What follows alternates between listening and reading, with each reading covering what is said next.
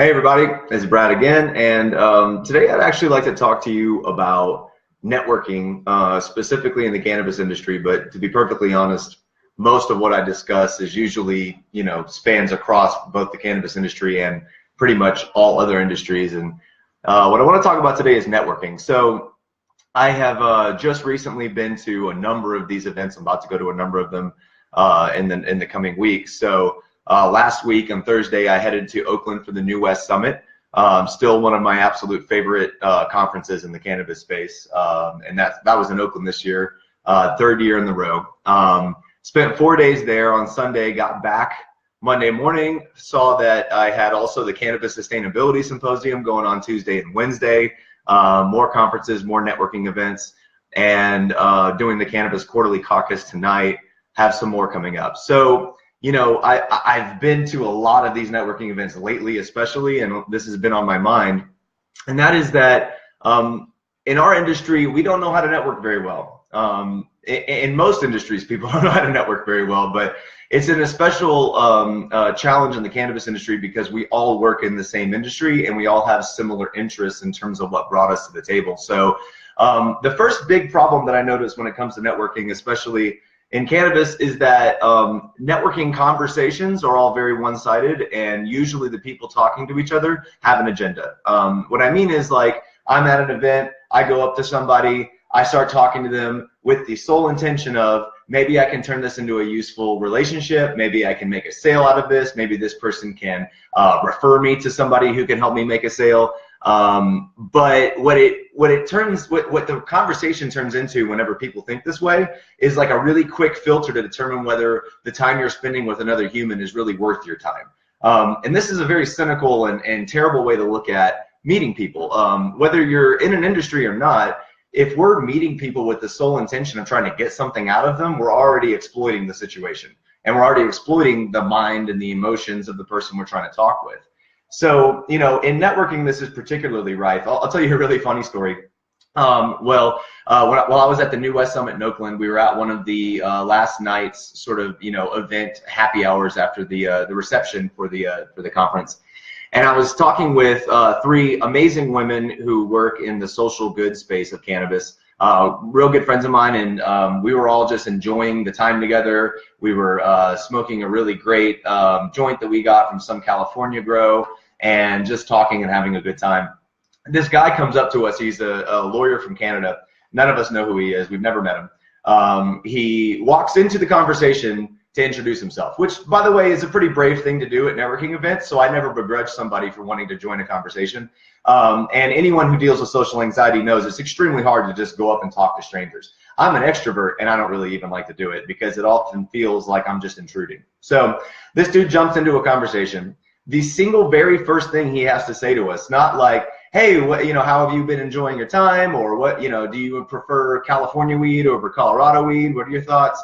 His very first thing he says to us is, so what do you do? Looks at each of us and just goes, so what do you do? As if by him entering the conversation, now we owe him an explanation of what we do in the industry.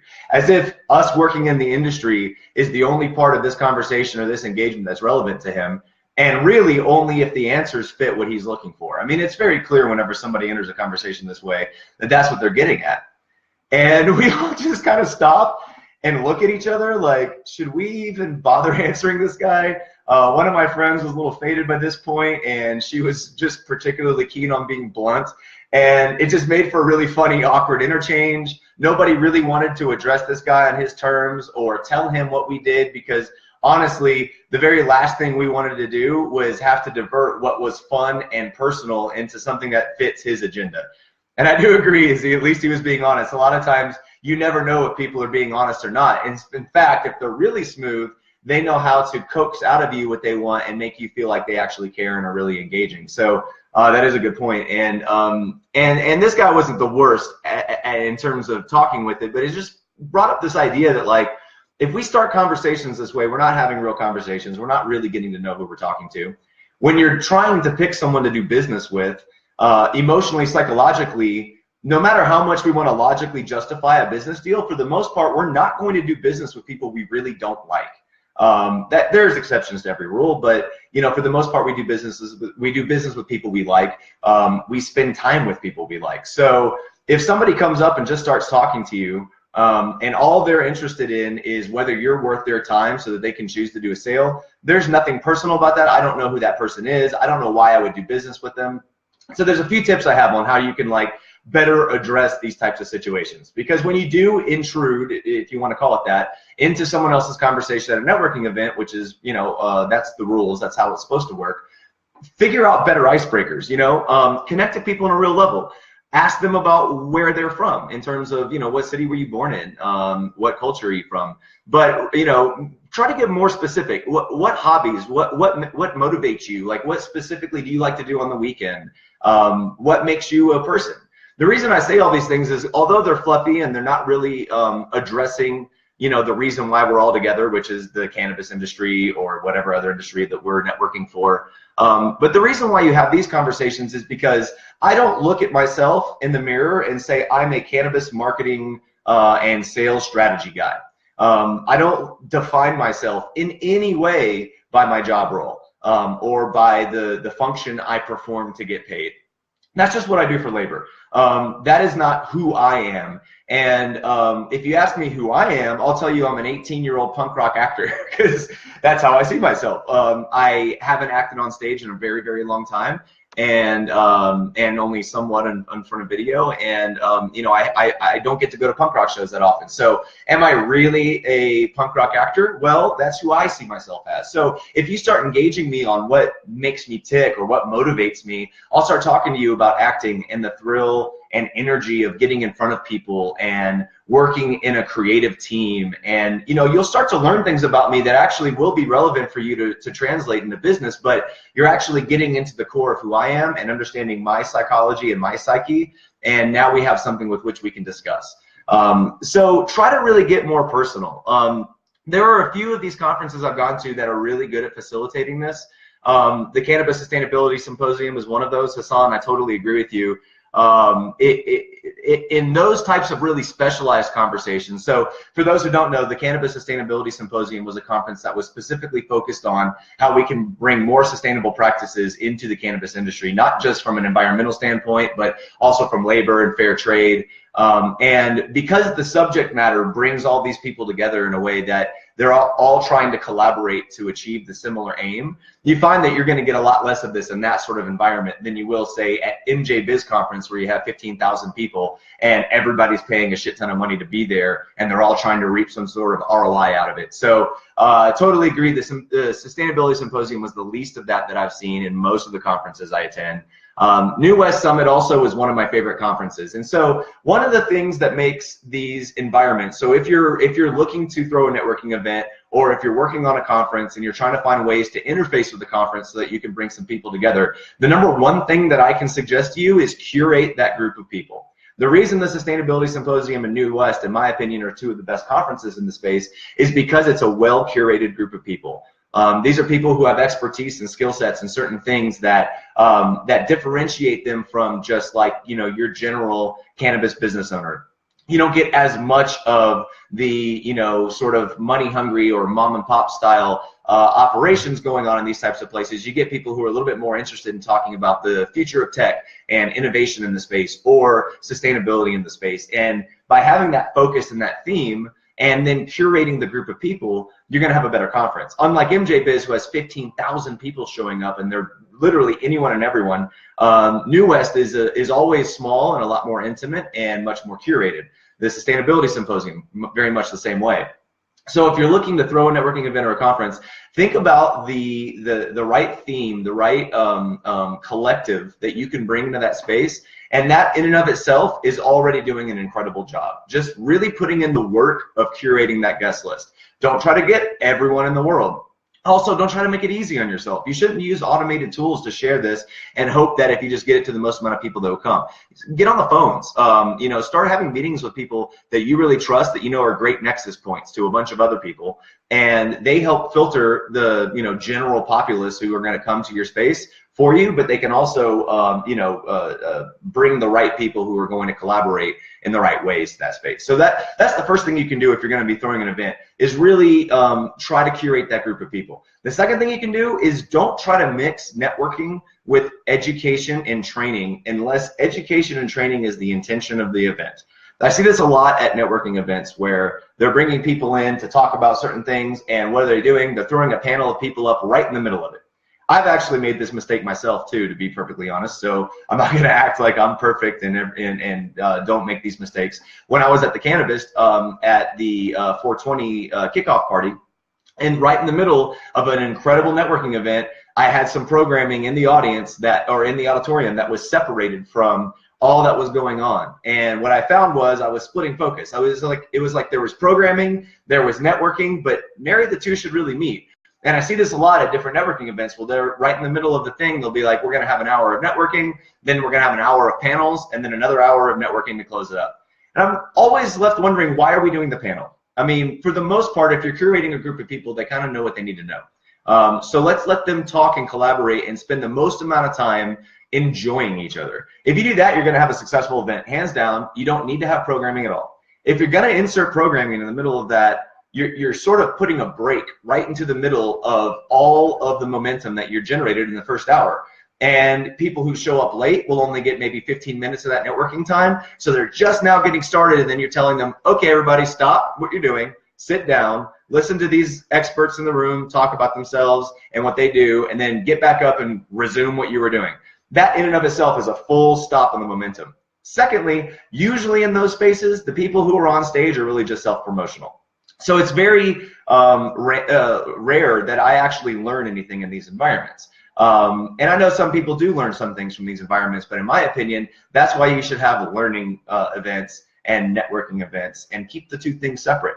If you want to cover some really deep information, don't throw networking as like that sandwich. Make the whole thing about education, about learning, and then have some things going on afterwards that people can go separately and then continue the conversation.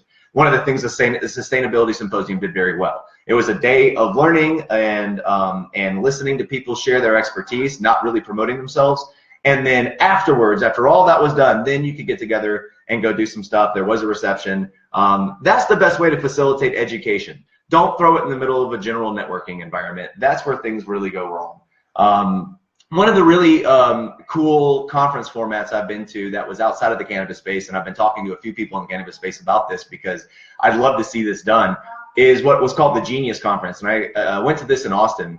And what was special about the Genius Conference was it wasn't like, hey, here's a list of speakers, here's a list of panelists, we're all going to sit and listen to these geniuses talk. Instead, it was predicated on the idea that we're bringing a lot of really good, educated and experienced people into a room. And then who speaks, who leads a discussion is up to the conference itself. So the way the conference kicks off, it's somewhat process oriented, but the way the conference kicks off is everyone starts together in one big auditorium, a room together, and they get announced that basically the format is there are no speakers, there are no keynotes, there are no panelists. What we're going to do is suggest topics that we all want to learn about, and everyone submits a topic. And those topics go out on a board. And then everyone at the conference is then given a sticker, a number of stickers, like say 3 or 4 stickers, and they place those stickers on the topics that they really want to hear about.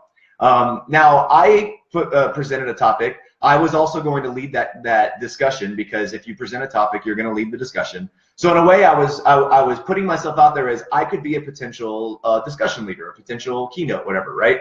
But I might not be, and it all depends on whether what I want to discuss is something anyone else wants to hear about. Luckily, my topic got chosen. And unlike just general networking or general conferences where you have the genius up there talking and everyone listening and taking notes and like, wow, you really know what you're talking about. Instead, the Genius Conference, when your topic was voted on enough that it made it into the agenda, you then kicked off a discussion. So my topic, I kicked off a discussion. I didn't sit up there and opine for 30 minutes about my beliefs and my skill set or my experience around this particular discussion. I introduced the topic for less than 5 minutes, and then everyone discusses. I just moderated the discussion with everyone in the room. Now, this is important because you don't know who's sitting in the room. You could have somebody who knows way more, who has way better experience than you do on the topic at hand, and that doesn't mean that you shouldn't still present that topic or moderate that topic. But it does mean that you can get more access to the genius of the room, the collective, than you can just sitting and listening to one genius or a panel of geniuses. And generally speaking, in those environments, those people are talking a lot about themselves and their companies that they represent because they're trying to generate an ROI off their time, unless they're really good and then they're just trying to teach you something like you see in sort of like the TED format. But instead, this was like, what else do we all know? What little micro experiences have all of us had that could really lend more context, even to the geniuses in the room who already had figured it all out? And what I found was that entire conference was one of the most collaborative and informative conferences I've ever experienced. It was the power of the hive mind, but it was the hive mind leading the panels and the discussions, not one selected champion of the world and the industry talking about this one thing and everybody listening and, you know, astutely paying attention to the professor in the room. So the reason why this works so well, and the reason why, going back to what I was saying in terms of how we participate in these networking events, is because it allows us to respect and understand one another on a level that's way beyond just, you know, are you a sales lead? Are you somebody I can generate value from? And when we're thinking like that, when we go to a conference, when we have a trade show booth especially, all of our conversations get sort of filtered down and liquidated to this what can I get out of you mentality. I fucking hate that. I think we should change all of that. And the reason why we should change that is because we're all humans who want to connect to each other as humans. If you go to a networking event and all you're doing is talking about what you could do for somebody or what they could do for you, we're not talking as humans. We're turning our conversation into a transaction. And transactional conversations could not be less interesting. I have them all the time when people sales call me and all I want to do is get off the phone. All I want to do is delete their emails and throw it into spam. So do you want me to treat you that way at a networking event? Because when you come up to me and you ask me, what do you do is the first question, the very first thing I'm going to do is start to filter you into that spam folder in my brain. I'm not really going to be interested in learning more about you as a person.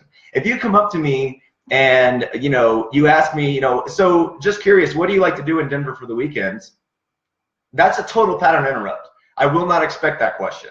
It could be the same question you ask everybody. I don't care. All I know is that you're asking me something personal. And now I can talk to you and engage to you on a personal level. You might see me smile. You might see me, you know, or you might hear me talk about what I really honestly believe that I really care about. But it's in personal terms, not necessarily in business terms, because I'm not going to tell you all that stuff just right off the bat. And I don't owe you anything.